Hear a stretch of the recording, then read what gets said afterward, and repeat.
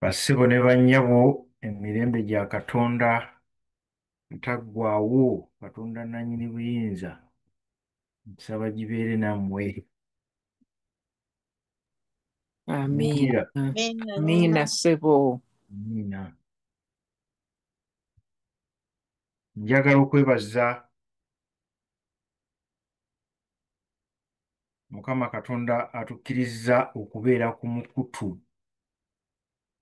Ffe tugiyita virtual space mu Luzungu, naye Katonda ye tagiyita virtual space kubanga ye Katonda abeera buli wonna. Ekitugiyisa virtual space kubanga wooli si wendi ate nange wendi si wooli. Naye Katonda wooli waali ate nange wendi waali. Ekyo kikola enjawulo y'amaanyi. Njagala okwebaza mukyala Tumusange eyannoonya gye neekwese n'ampita okuweereza. Mukyala Mubiru naawe weebala okunnyanjula obulungi okuba akabuga ke mbeeramu bakayita London. London kali mu ssaza lya Ontario. Eno ffe tuziyita provinsi, mwe muziyita state. Ontario alinaanye New York, alinaanye ne Michigan. Gambye nti eddwaliro saalikubuulidde lyenkolamu erya rehabilitation baliyita St. Joseph's, liri mu kabuga bakayita Thunder Bay. Kalinaanye Duluth, ekibuga ndowooza oba kyakubiri oba kyakusatu mu state ya Minnesota, so ndi kumpi ne Minnesota.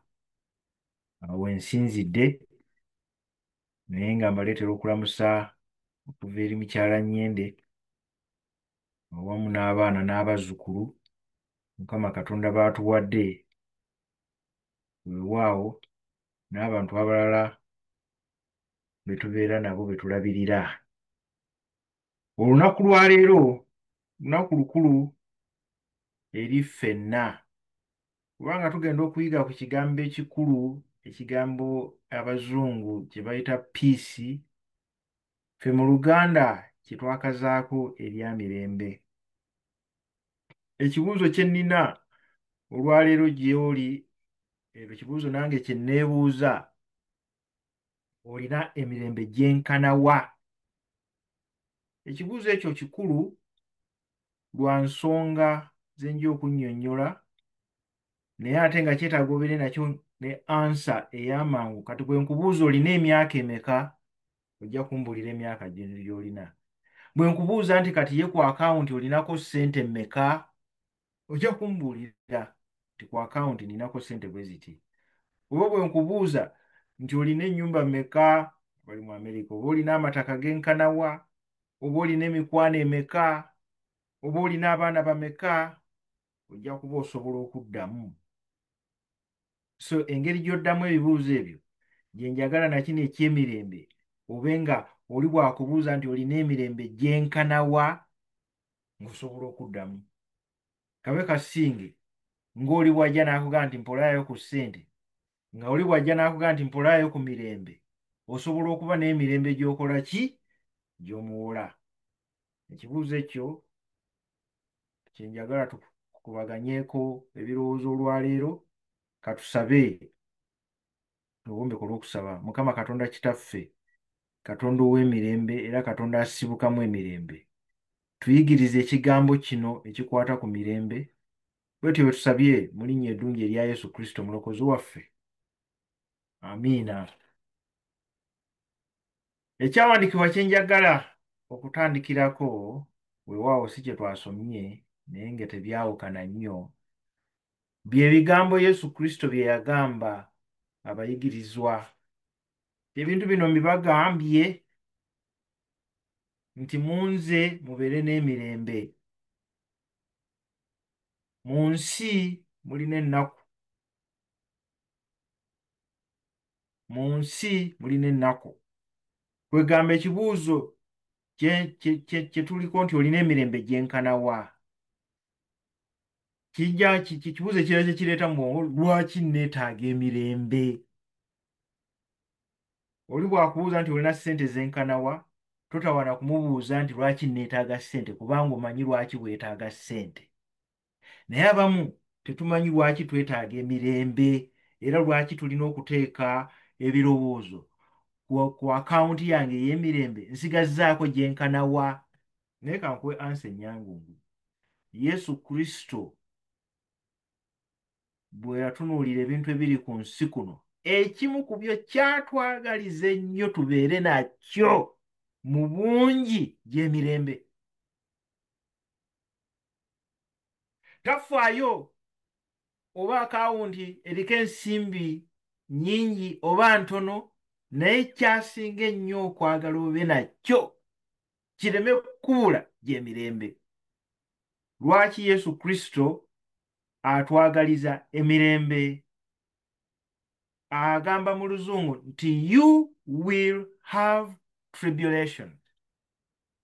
You will have, ojja kuba n'ebizibu.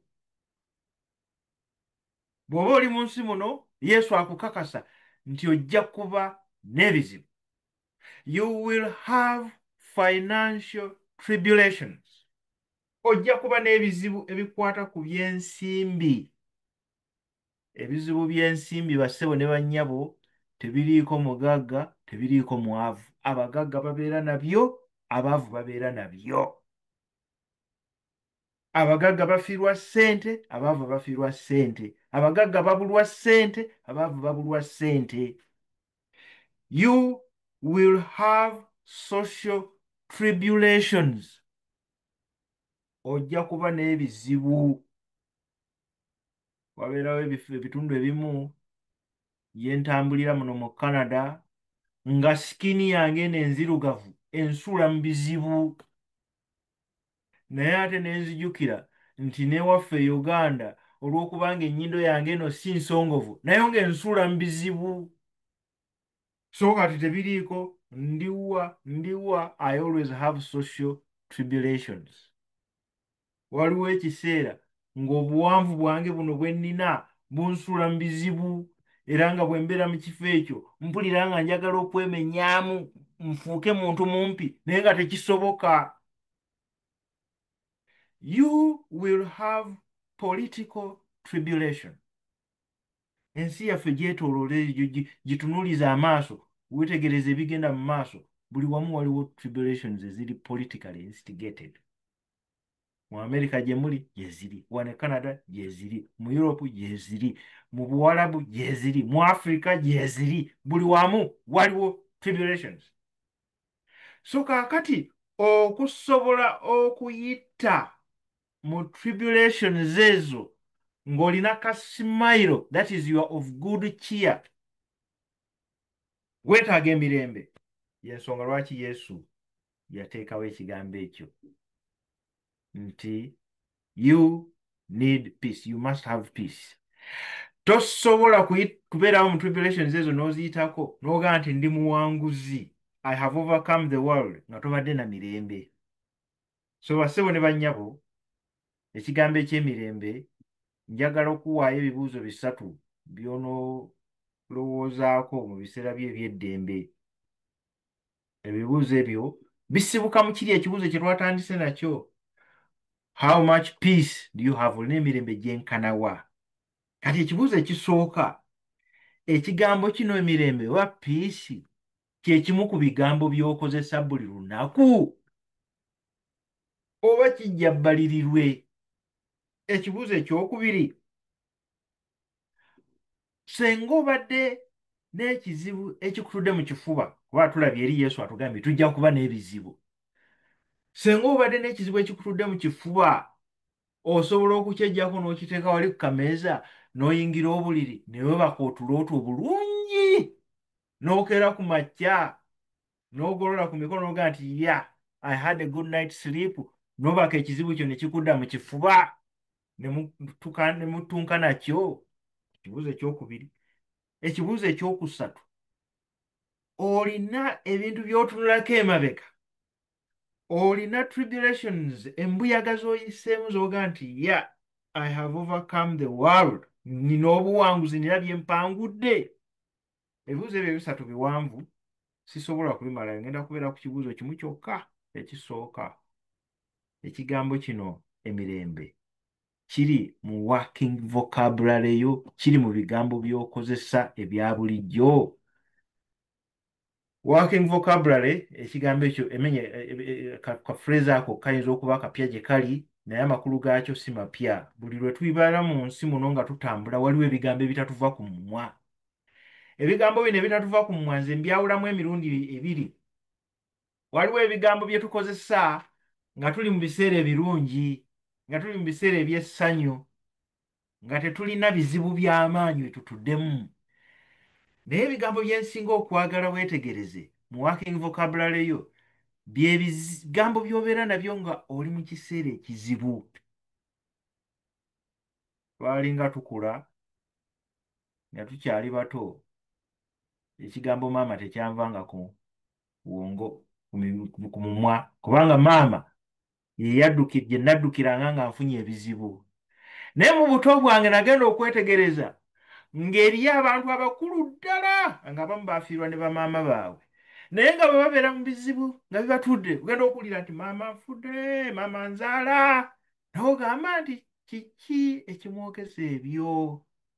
Maze kkula ne ntegeera nti ekigambo maama kyayingira mu working vocabulary ye nti bw'aba mu kizibu eky'amaanyi ekigambo ekimujjira amangu, maama, maama nfudde, maama nzaala. Ate abamu balongoosaamu ogenda okuwulira aga nti Katonda ankubye omuggo. Kino nga kitalo, Mukama bw'aso bw'asiimye. So waliwo ebigambo bye tukozesa nga tuli mu tribulation, nga tuli mu mbeera enzibu. Bigambo ki by'okozesa? Bayibuli etuwa amateeka ge tulina okugoberera mu kukozesa ebigambo. Befeso 4:29 agamba nti waleme okubaawo ekigambo ekivundu ekiva mu kamwako. Ti bw'obeera mu mbeera embi, fuba okulaba nga tewaliwo kigambo kivundu kiva mu kamwako. So kaakati bw'obanga tuli wa kubeera na kigambo kivundu kuva mu kamwako, kiki kyagezaako okutegeeza? Kiki kyagezaako okunoonya? Kyagezaako okujjukiza nti mu mbeera ey'ebizibu mwe weetaagira nnyo emirembe, fuba okulaba nti ebigambo by'oyogera, ebigambo bye weegamba gwe mu mutima gwo, ebigambo by'ogamba abakwetoolodde abalaba embeera embizibu gy'olimu tebimalaawo mirembe. Waliwo ebigambo ebimalawo emirembe, waliwo ebigambo ebireeta emirembe. Bw'obeera mu mbeera enzibu, ekintu ky'osooka okwetaaga okuva mu mbeera eyo enzibu gy'emirembe. Bw'oba tolina mirembe, ekyo byonna by'ogenda okulowooza, byonna by'ogenda okuteekateeka okukola bijja kuba byongera bisajjula mbeera eyo embi. N'olw'ensonga eyo amateeka ago njagala nkuweeyo ekyokulabirako nti Katonda atulagira okuba n'ebigambo eby'emirembe bye tukozesa. Kampeeyo ekyokulabirako mu Luka 10:5 Yesu alagira abayigirizwa be ng'abatuma nti bwe mugenda okukola omulimu, buli nnyumba gye muyingiramu, bw'oyingira bw'oti mu nnyumba nga tonnaba kwogera kigambo kirala kyonna, sooka oyogere ebigambo bino: emirembe gibe ku nnyumba eno, oba emirembe gibe mu nnyumba eno.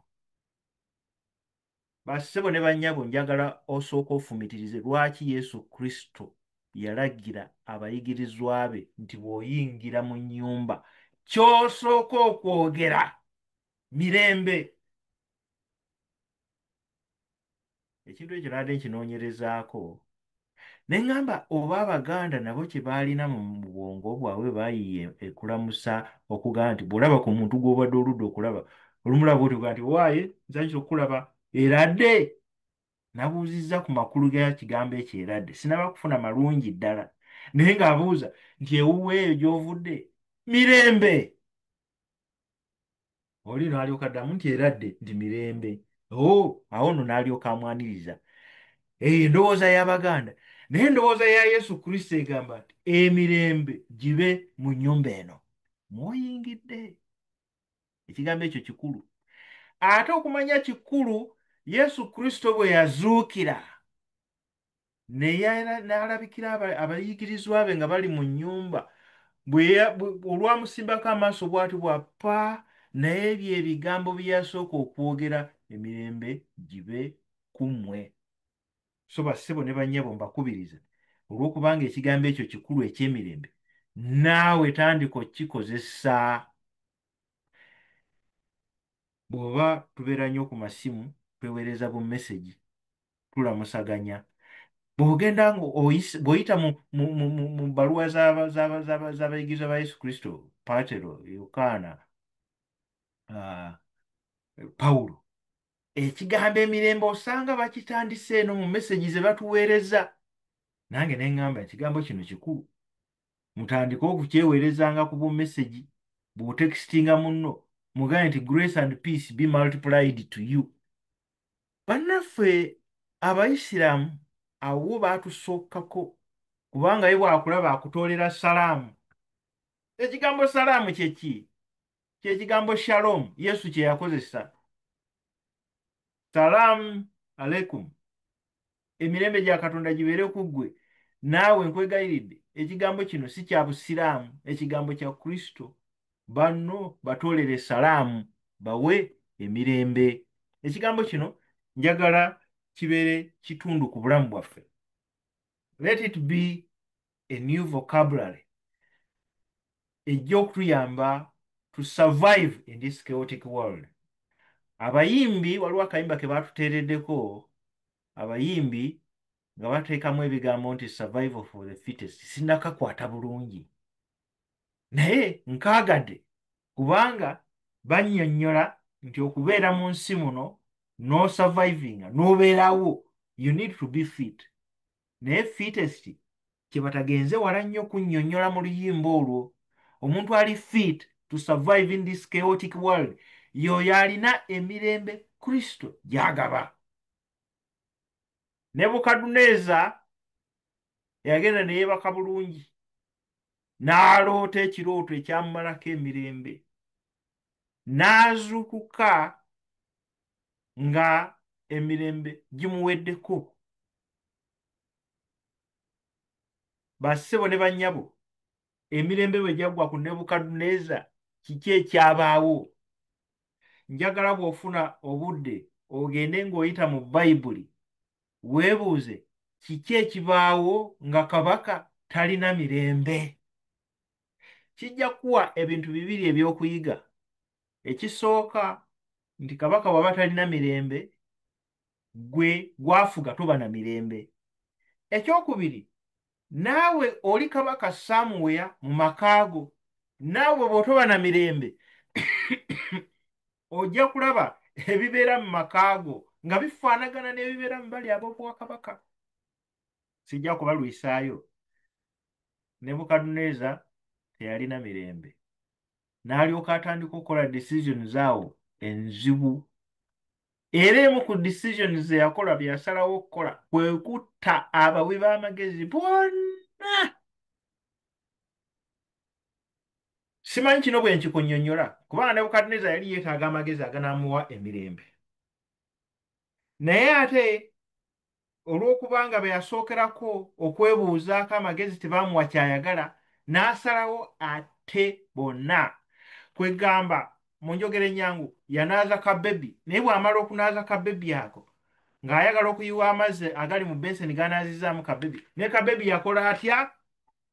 Yakayiirayo bwereere, yakayiirayo mu mazzi ago bweru wamu n'amazzi ago. Naye njagala okubategeeza kiki ekyaleeta emirembe ekyataasa. Bw'osoma essula ey'okubiri n'okkirira wansi, Danyeri yalina ebigambo eby'enjawulo mu vocabulary ye. Ebigambo bino yali abiyize okumala ebbanga.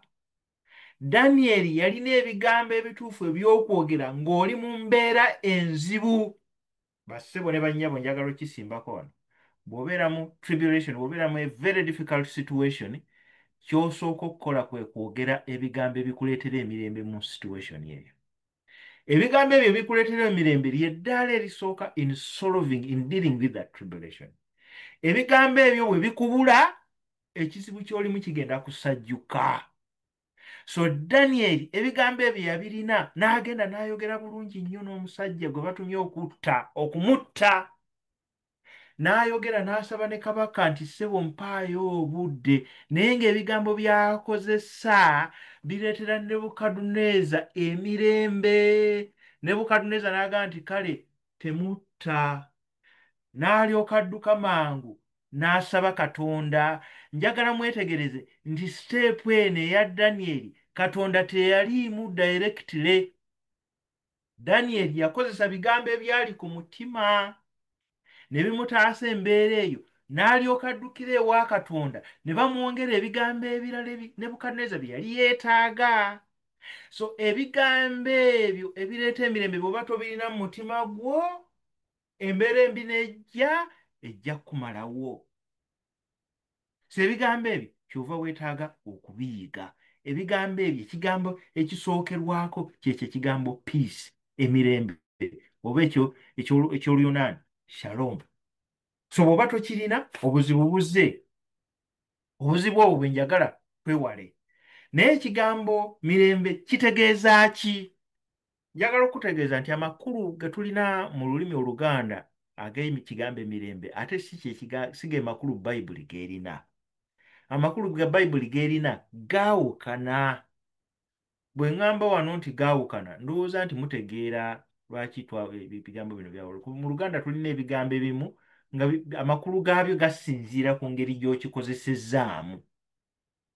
So amakulu ag'ekigambo mirembe mu Bayibuli gaawukanira ddala ku kigambo mirembe mu lulimi Oluganda mu njogera eyaffe eya bulijjo.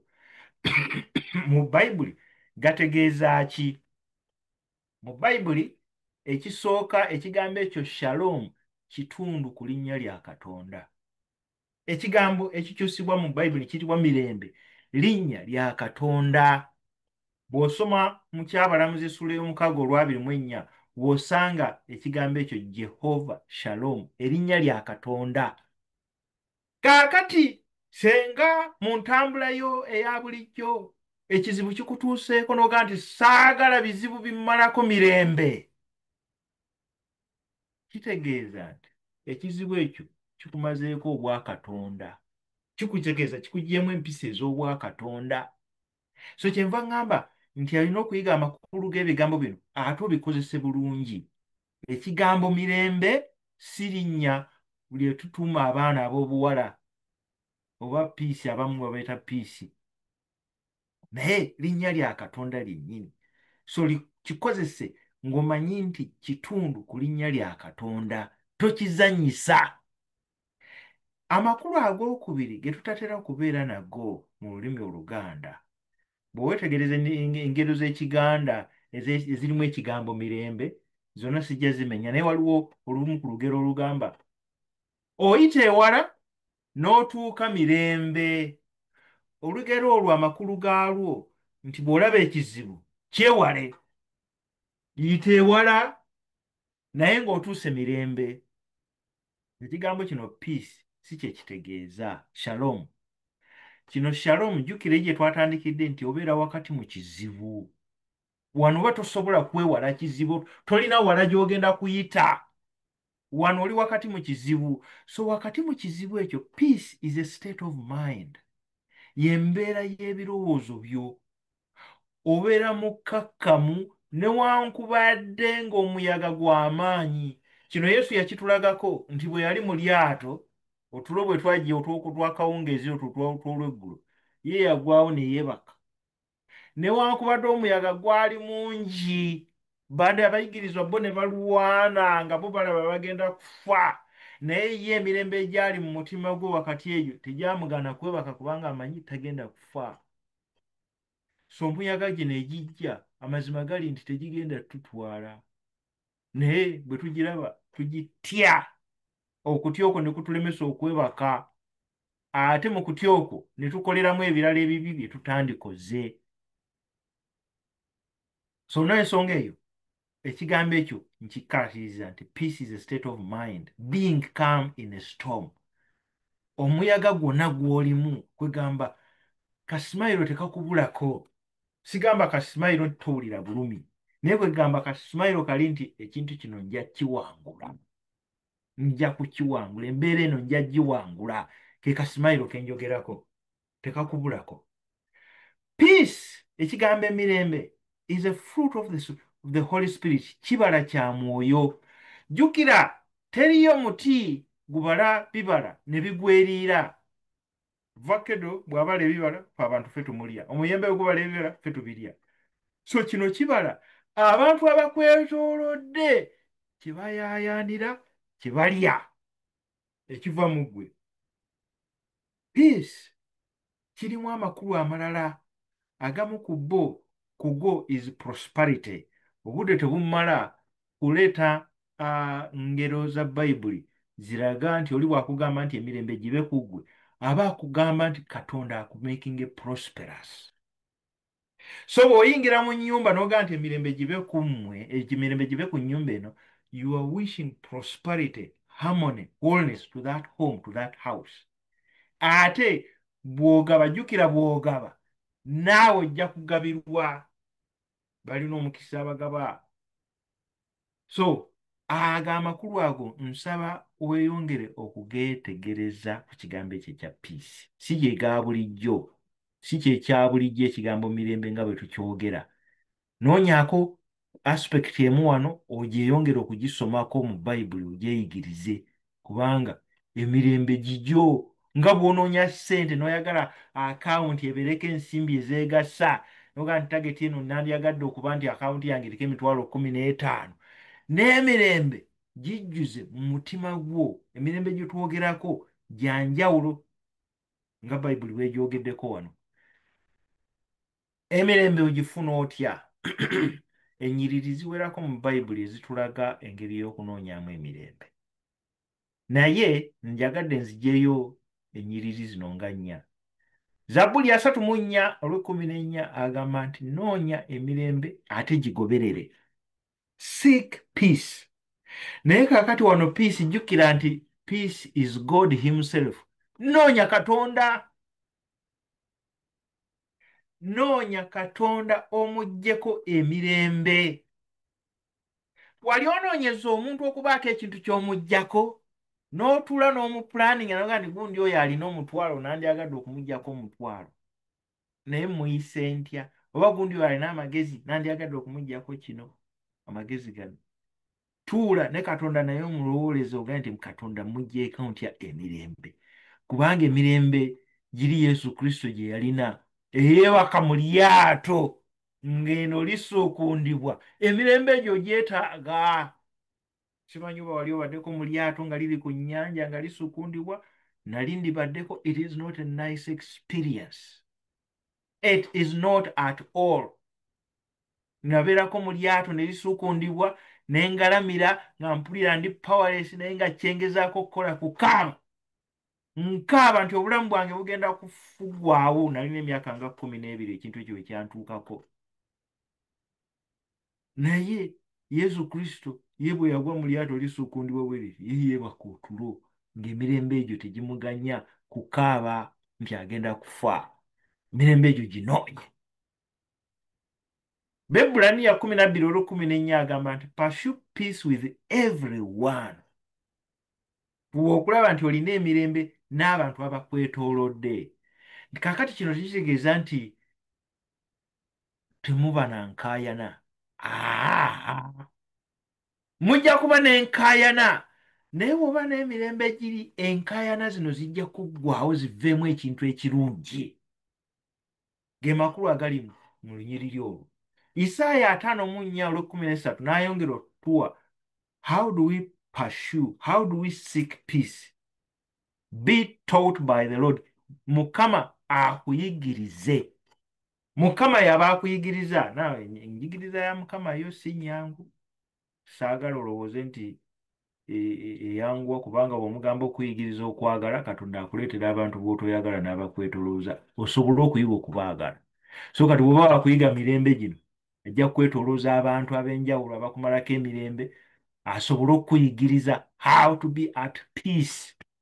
Bwe nali ngenda okuyiga okuwuga lesoni yange eyasooka, gwe neesiga ennyo omukwano gwange Katumba yaŋŋamba nti oyagala okuyiga okuwuga nti ye Katumba yali amanyi bulungi okuwuga naŋŋamba nti weeweeke ku mugongo gwange ne mbuukira omugongo gwa Katumba. Katumba n'adayivinga mu mazzi ejjinja eri ku Lake Victoria n'akka wansi mu mazzi n'asiba omukka n'abeera wansi eyo mu mazzi. Teyaŋŋamba nti akka wansi mu mazzi, teyaŋŋamba nti agenda kusiba mukka. N'awugira eyo wansi n'awugira eyo wansi, nzowooza namalayo sekendi zimmeka. Seetegese kusiba mukka, seetegese kubeera wansi, ngenda okulaba nga binsobyeko ne ntandika okugamira. Simanyi bwe navaayo, Katonda bw'amanyi. Naye naffe okuyiga emirembe tugenda kubeera wakati mu bizibu. Wakati mu bizibu omwo tujja okuyigira okuba n'emirembe. Tebagenda kusooka kukuteeka wali wabbali awatali bizibu osobole okubiyiga.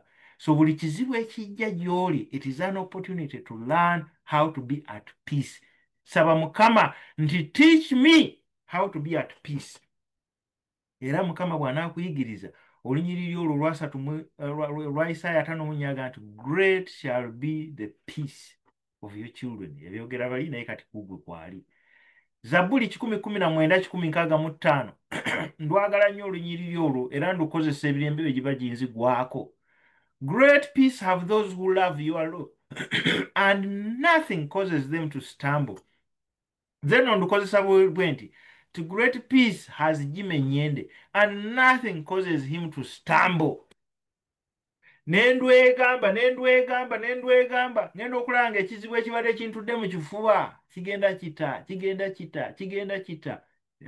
nekinvaako nange ago amagezi genva. Njagala okuwumbawumba bassebo ne bannyabo. Oyagala toyagala ku nsi kuno weetaaga emirembe.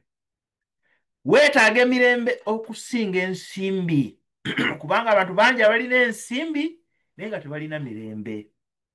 Weetaaga emirembe ne gibeera mu mutima gwo. Oba olina ensimbi oba tolina nsimbi, obulamu bwo bujja kutambula. Bw'oba olina ensimbi ojja kumanya ekituufu eky'ogikozesa.